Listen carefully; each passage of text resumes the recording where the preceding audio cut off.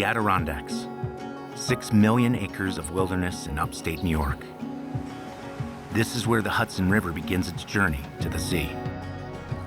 For thousands of years, indigenous peoples came here on pilgrimage to this sacred and hallowed ground. Two great nations shared this abundant land. This is really the body of water where the Hudson River takes its name. I'm heading into the primordial forest to explore what beauty the land has to offer. I could hear my grandmother telling me, you have everything you need in your basket. What abundance can we find when we practice stewardship instead of extraction? Bringing cultures together over food, I think is very important. My name is Kevin Chap, and for me, wild foods aren't just a luxury, they're a way of life. As an environmentalist, educator, and professional forager, I know the best ingredients are still waiting to be discovered. You just need to know where to look.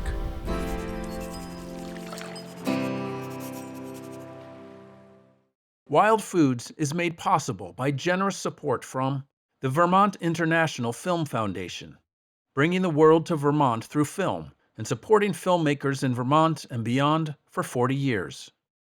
And with support from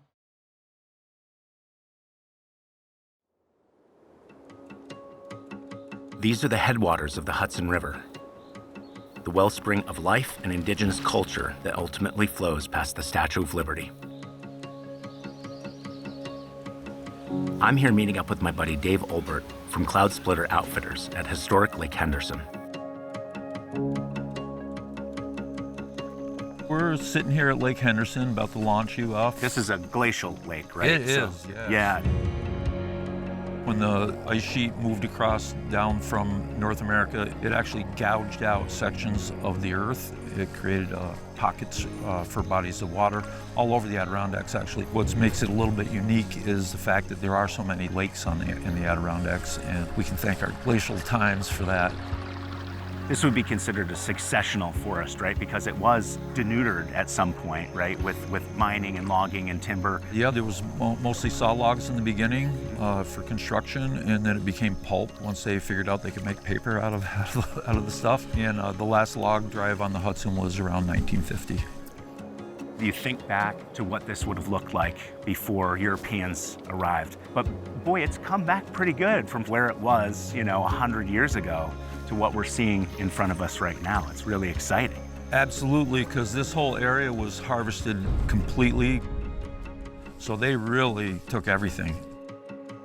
So it's just a testament to when we reimagine our wild landscapes, it becomes a place for high adventure. I would encourage you to spend a little time on this lake. Basically, it's total wilderness. You will have that solitude that you're seeking. Thanks, Dave. Enjoy! Taking Dave's advice, I head into the backcountry around Lake Henderson. Towering cliffs, marshes, and beaver-influenced waterways create a wild mosaic around the lake. And beneath the canopy of hardwoods and evergreens, there's a lot to eat. Well, this is a fun find. So this is Haudenosaunee obliquus, also known as birch conch or clinker polypore, but I think most of you will know it as chaga. This is a growth that grows off of the birch tree and actually has the highest concentration of antioxidants known to man. So 1,000 times more antioxidants than blueberries and 100 times more than acai berry. Indigenous people, especially from Lapland and Siberia, use this for tens of thousands of years to actually help prevent cancer. Scientists have recently discovered that this creates apoptosis in cancer cells, and that helps flush them out. So it's an amazing find. We're gonna go ahead and harvest it now. These can be a little tricky to harvest because they're really dense. So I'm gonna be using a special Japanese foraging knife called a hori-hori.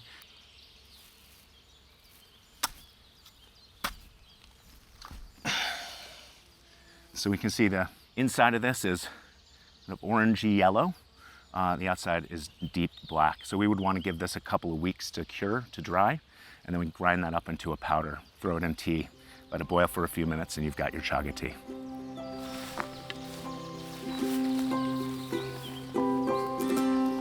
So this is another great find here. This is Ganoderma lucidum, better known as reishi mushroom. Actually, this is our indigenous reishi, which is also called hemlock shelf. So this has been being used in traditional Chinese medicine for thousands of years, and they refer to it as the mushroom of immortality.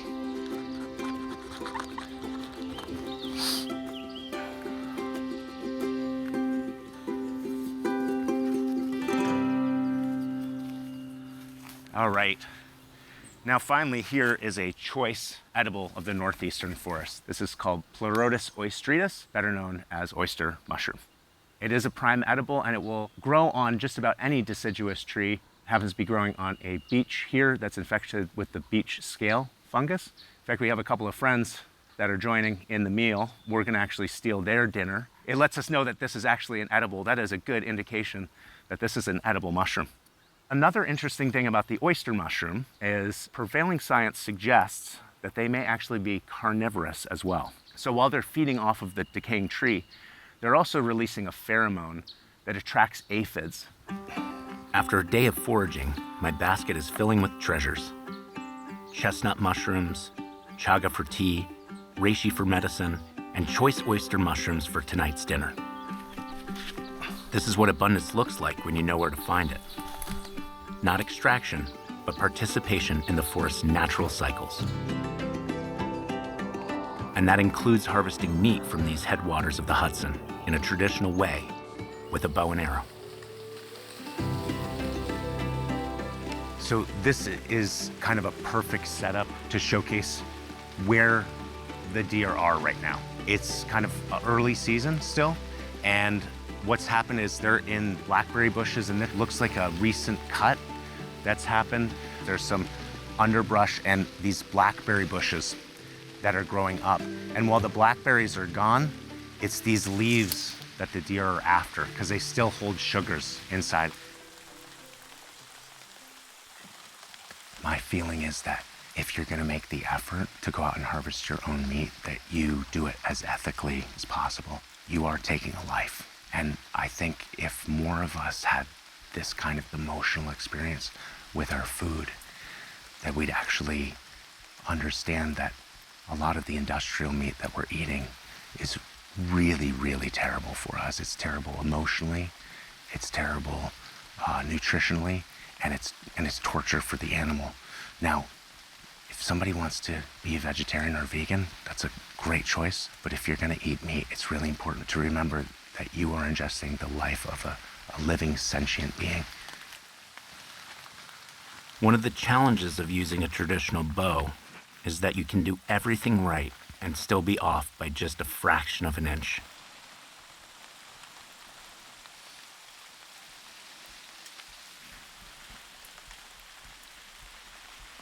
I think we got it. I think we got it.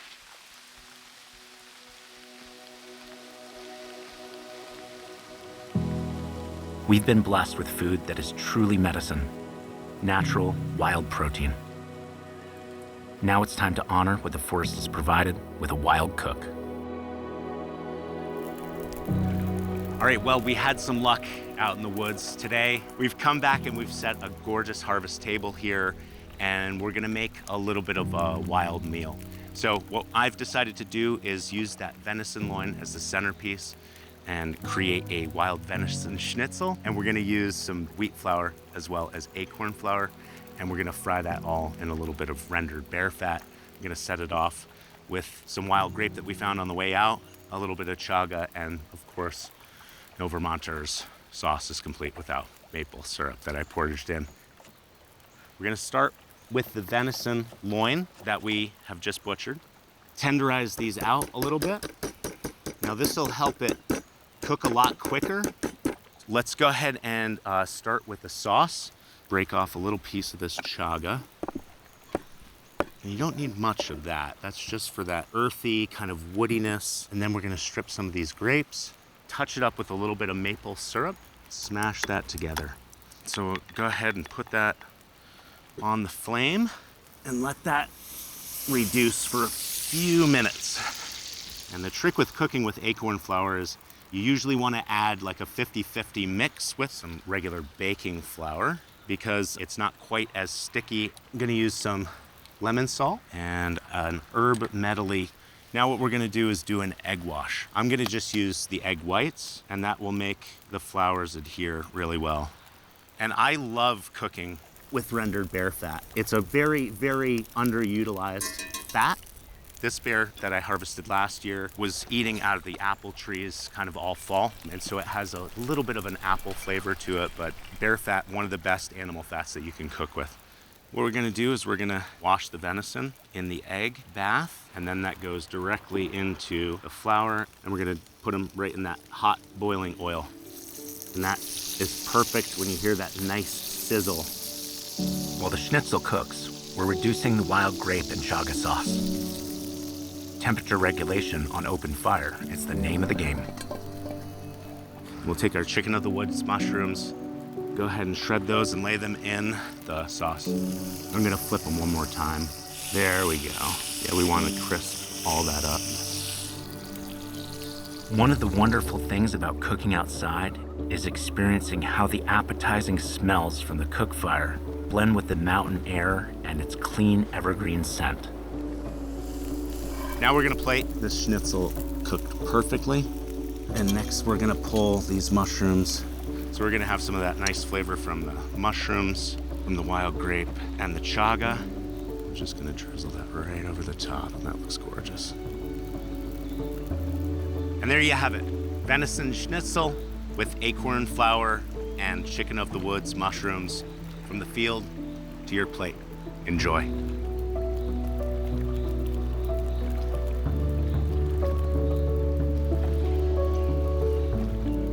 By using these wild ingredients in here, there's just a whole plethora of flavors that are happening.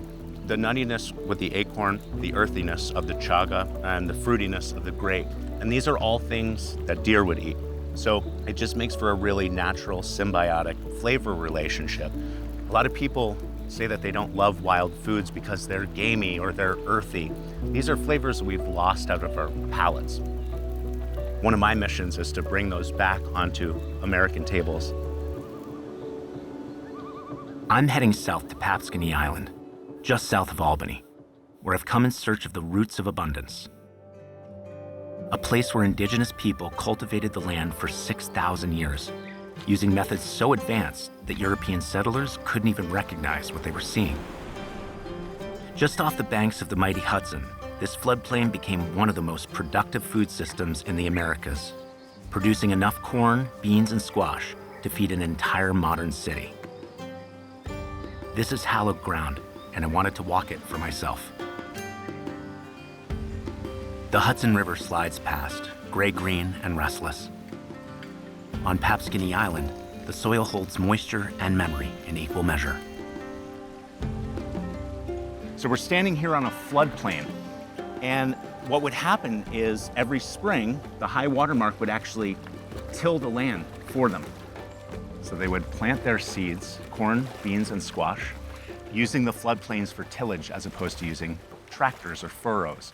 Now, the Europeans didn't understand how you don't aerate land, but the Stockbridge-Munsee figured out that all that nutrient-dense sediment would help fertilize the land. And Europeans couldn't see the advancement of the agricultural system that was happening here. There was enough food in one longhouse to fill 3 Dutch freighters. Now, if you do that math, that suggested not only were they feeding themselves and the surrounding communities up and down the Hudson Valley, but they actually were producing enough food here on Papskin Island to feed the entire metropolitan area of Albany today.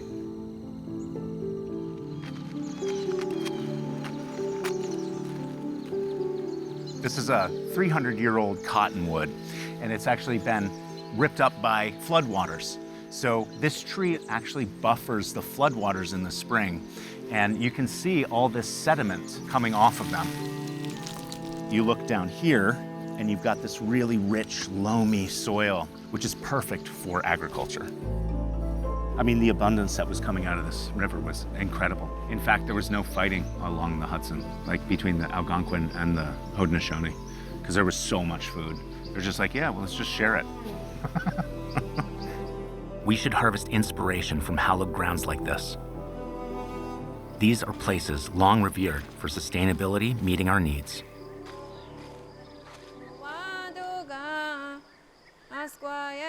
Welcome to the land of the Haudenosaunee, an egalitarian society where women held the real power, where every member was equal, and where nations resolved their conflicts without violence. If we're going to talk about constitutional originalism as we approach the 250th birthday of the United States, we have to recognize our democracy isn't Greek or Roman. It's indigenous, homegrown right here along this river. Let's flash back to when Benjamin Franklin traveled to Albany in the 1750s. He encountered something that would profoundly shape his thinking about governance. Benjamin Franklin and others, they were knowledgeable of what indigenous people were doing, and they were seeing that and realizing that it was essentially a self-rule. Certainly a Haudenosaunee culture, the women were the power holders in these communities, and they would choose who the chiefs would be. They would have lived in longhouses, which were quite large, and they would sometimes hold several families. So that symbolism of the longhouse, that's the symbol that they use for their confederacy, really. The Six Nations, Mohawk, Oneida, Onondaga, Cayuga, Seneca, and later Tuscarora, envisioned their relationship as family members living together under one roof. We wouldn't have been exposed to this as Europeans coming over here. We were in a class system, right? You were born into a class system, you died out of that class system. But once we landed here, we were exposed to an egalitarian society. Yes. Owning land was a concept that indigenous people would not have fought in that regard. There was a belief and a philosophy that the abundance was enough for everyone. Yeah. Why would we try to take possession of it and this is ours and that's yours? That form of interaction between the tribes and this idea that we are all one people, essentially. We are different nations, but we are part of the same longhouse. When the Haudenosaunee were asked to share the abundance by the settlers, they didn't just shake hands or sign a contract. They wove an agreement into shell beads, a wampum belt that would bind two peoples together while keeping them apart. I wanted to understand how this ancient diplomacy worked, so I went to learn about the two-rose wampum from somebody who carries this tradition today. Wampum is a small bead that is made from quahog clamshell that comes in only two colors, white and purple. Wampum belts are the way that Haudenosaunee people used those small shell beads and sewed them together with patterns or pictures. Each belt told its own story. The two-row wampum, or guswenta in our languages, is an agreement between the Haudenosaunee and the early Dutch settlers. The Dutch colonists asked permission to live here. The belt has two purple lines that represent rivers, one for the Haudenosaunee and one for the Dutch. We could step from one river to the other if we wanted to get something from the other group, and then step back into our own canoe to continue with our traditional way of living.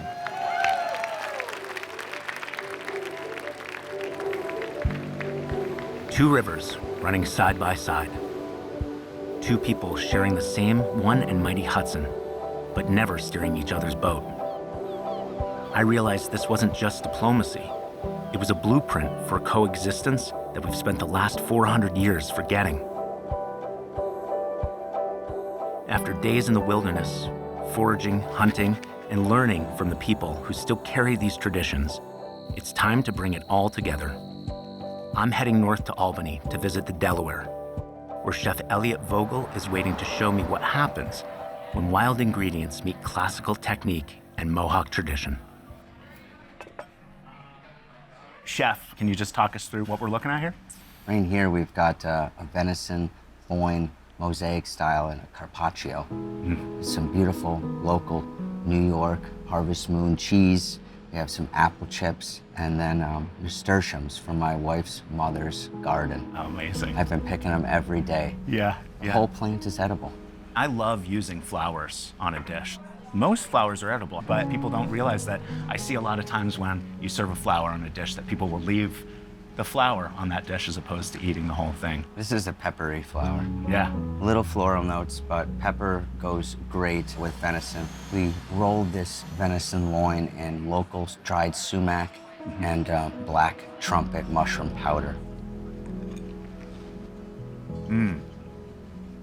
It's wonderful, and I did catch a little of that pepper with the flour. Yeah. I got the flour in there, so.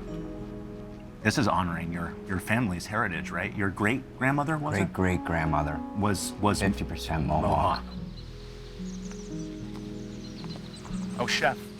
Usually have a wild. And as a licensed forager and chef, I think it's important to focus on locality, focus on old world flavors and techniques. We did find some chicken of the woods today. Yeah, that was a great find. They've been popping up for the last couple of weeks. This one in particular is a gochujang, sesame glazed, crispy chicken of the woods with a minty mutabal or baba ganoush. We've got some candied nuts up top and a little bit of crisp of the lotus root.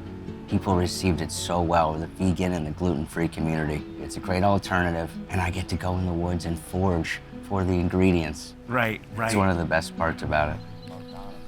Ignoring nature is one of the worst things you could do. Right. As a chef, it's the worst thing. Turn your back on nature, you turn the back on the only thing that's actually giving you life. We make a choice every time we pick up our fork, right? Like, we have authority over what we eat. You keep doing that, the world can change. One person, one dish at a time.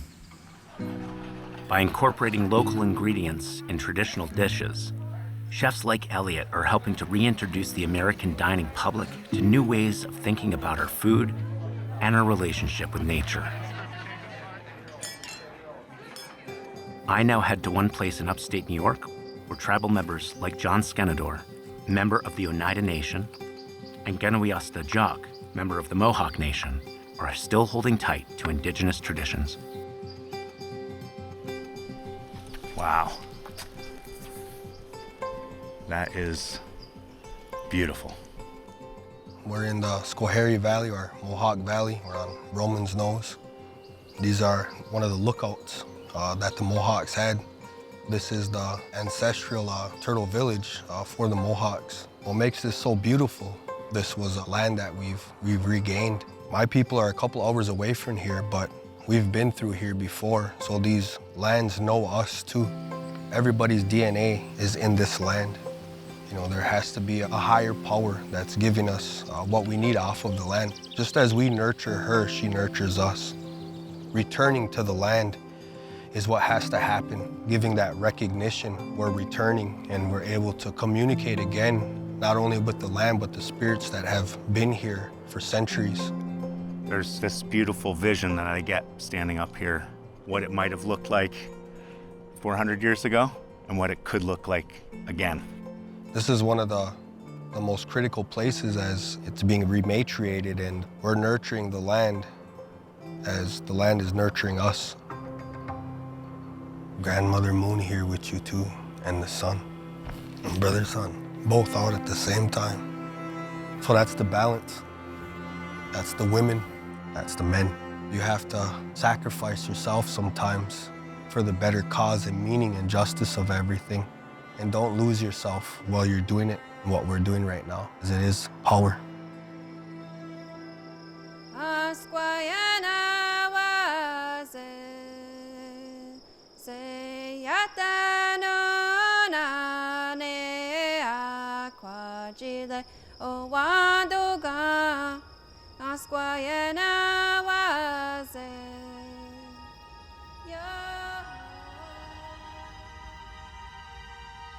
From the High Peaks Wilderness, where the Hudson begins its journey, to the floodplains of Papskin Island, where indigenous farmers fed a civilization, to the kitchen in Albany, where Chef Elliot carries forward traditions that stretch back for generations.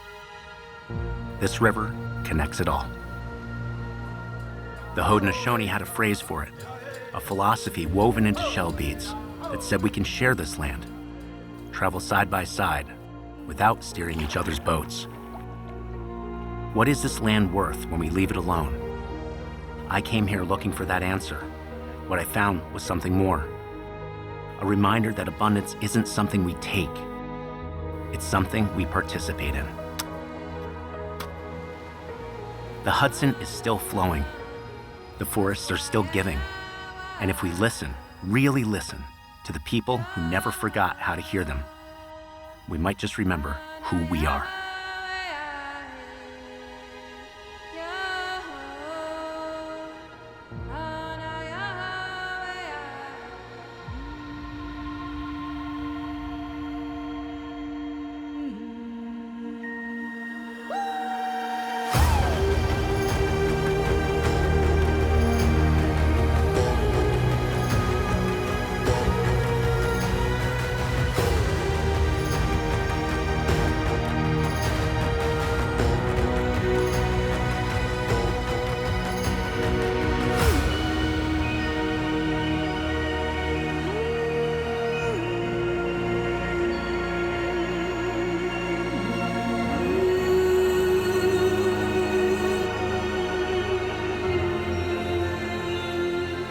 Wild Foods is made possible by generous support from the Vermont International Film Foundation, bringing the world to Vermont through film and supporting filmmakers in Vermont and beyond for 40 years. And with support from